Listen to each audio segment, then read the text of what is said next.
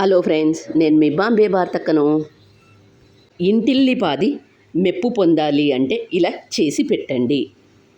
ఆలు కూర అంటే ఇష్టం లేని వాళ్లకు ఇలా చేసి పెట్టండి. వాళ్ళ మెప్పు ఖచ్చితంగా పొందుతారు. దమ్ ఆలు కర్రీని ఎలా తయారు చేద్దామో చూద్దాం రండి. దమ్ ఆలు కర్రీ చేసుకోవడానికి చిన్నగా ఉండే ఆలునలు తీసుకోండి. అవి అలాంటి ఆలులు లేనట్లయితే పెద్ద ఆలులనే కట్ చేసి చేసుకోండి. చిన్నగా ఉండే ఆలుగడ్డలు పావు కిలో, ఎండు కొబ్బరి కానీ పచ్చి కొబ్బరి కానీ 3 టేబుల్ స్పూన్స్, మీడియం సైజు ఉల్లిగడ్డలు 2, కొత్తిమీర, కరివేపాకు,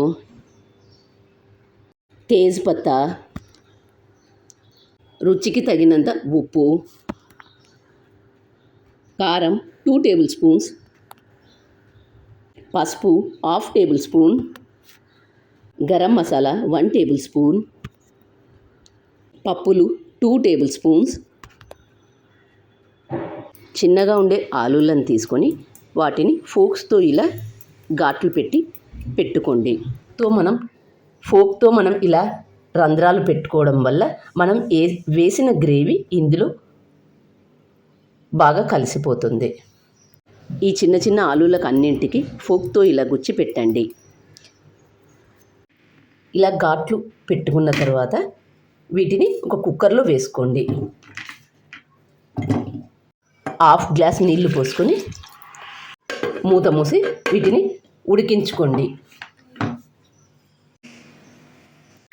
గ్యాస్ ఆన్ చేసుకొని కుక్కర్ పెట్టుకోవాలి. కుక్కర్కు 3 విజిల్స్ వచ్చిన తర్వాత గ్యాస్ ఆఫ్ చేసుకోండి. ఆలులను మరీ ఎక్కువగా ఉడికించుకోవద్దు.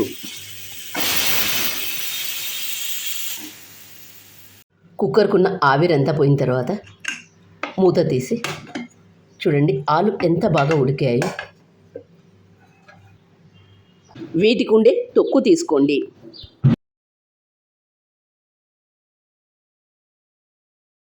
అలాగే మిగతా వాటన్నింటిని కూడా తీసుకోండి. గ్యాస్ ఆన్ చేసుకొని బండి పెట్టుకొని ఎండు కొబ్బరి కానీ పచ్చి కొబ్బరి కానీ ఏది ఉంటే అది 3 టేబుల్ స్పూన్లు వేసుకొని బాగా వేయించుకోండి. సన్నటి మంట మీద వేయించుకోండి. ఇలా వేయించుకున్న ఎండు కొబ్బరిను ప్లేట్లోకి తీసుకుందాం. అదే బండిలో 1 టేబుల్ స్పూన్ ఆయిల్ వేసుకొని మీడియం సైజులో ఉండే 2 ఉల్లిగడ్డలను కట్ చేసుకొని వీటిని కూడా బాగా వేయించుకోండి.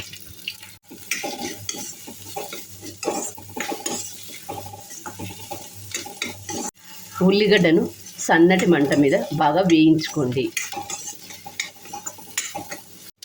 మంట హైలో పెట్టినట్లయితే మాడిపోతుంది. ఉల్లిగడ్డను సన్నటి మంట మీద బాగా వేయించుకోండి.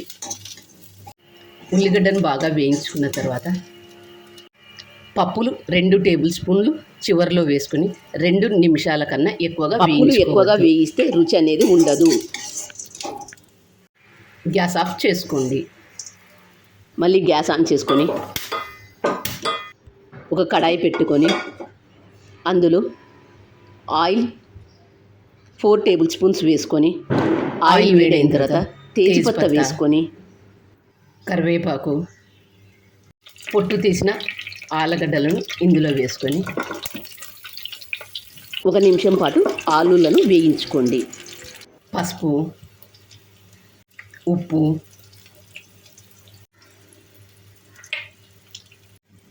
కారం వీటినన్నింటినీ బాగా కలుపుకోవాలి.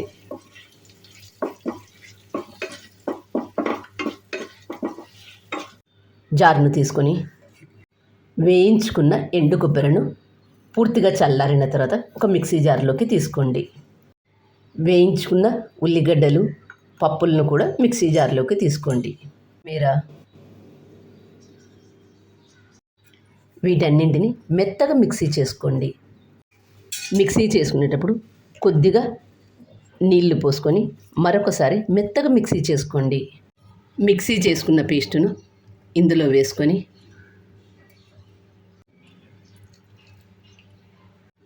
బాగా కలుపుకోండి.